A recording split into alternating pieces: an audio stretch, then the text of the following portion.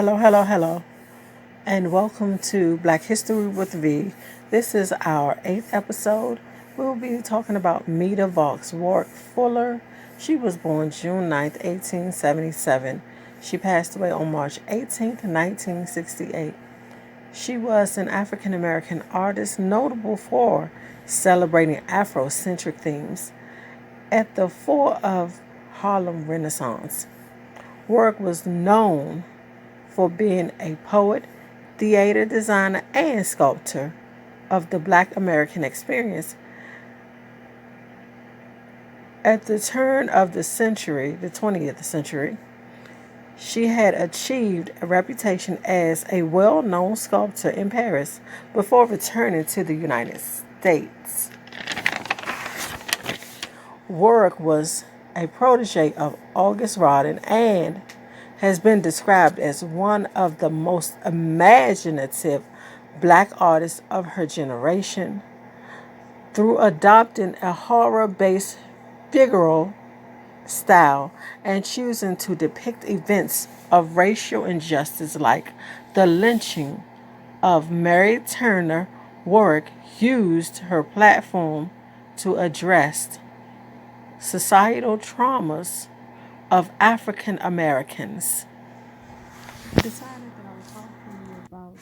I will also tell you about Mary Turner, who was spoke of when I spoke about Meta Vaux Warwick Fuller and how she addressed basically the lynching of this lady.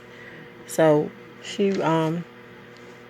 she was lynched on March 19th, 1918. She was lynched March 19th, 1918, as I already said. Mary Turner was, she was a Black lady. She spoke out against the lynching of her husband the day before. She was 8 months pregnant. She was lynched by a white mob from Brooks County, Georgia, at Folsom Bridge, 16 miles north of Valdosta, for speaking out publicly against the lynching of her husband, like I said. A white mob, they hung her up in a tree with her head hanging down.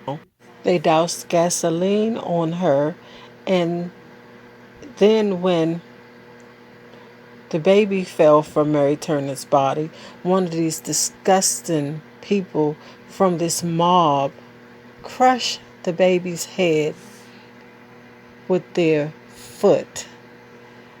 This is disgusting behavior by these people. It's awful. The treatment is awful. And not only did they do that, they also riddled her body with bullets. Over 100 bullets was shot into Mrs. Turner's body, killing her.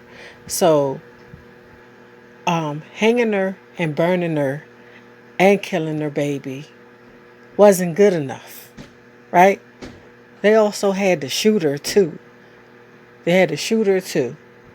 Because none of that was good enough for them, Like, what the hell? This is disgusting. And this is just awful. Now, after talking about something so awful, I just felt like we needed something to lift us up just a bit, because what we just heard was awful. So I wanted to lift us up and get us in a better space. So we're going to talk about Kerry James Marshall. He was born October 17th, 1955, and he is still with us. He is an African American professor known for his paintings of Black figures. He previously taught painting at the School of Art Design at the University of Illinois at Chicago. In 2017, Marshall was included on the annual Time 100 list of most influential excuse me, he was included on the annual Time 100 list of most influential people in the world. I had to laugh at myself when I was having a hard time saying the word influential.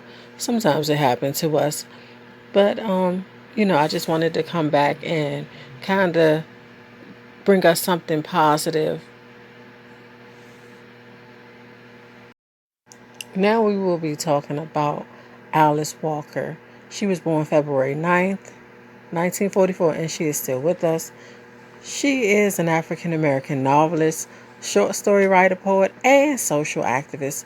In 1982, she published the novel The Color Purple, right? The Color Purple. Y'all remember that? When it became a movie, I actually went to the movies with my mom to see the movie. I know this is all off subject, but yeah, I went with my mom to see that movie, and her friend went with her. She was like, "Oh, it's not like the book, but the book is never like the movie. It's a lot of things that they can't actually get into the movie because they have a limited amount of time." But let me get back at this. I just thought I would throw that out there. And so, for her book, The Color Purple, she won the National Book Award for hardcover fiction and the Pulitzer Prize for fiction. She also wrote the novels Meridian in 1976 and The Third Life Grange Copeland in 1970. A vowed feminist, Walker coined the term womanist to mean a black feminist or feminist of color in 1983.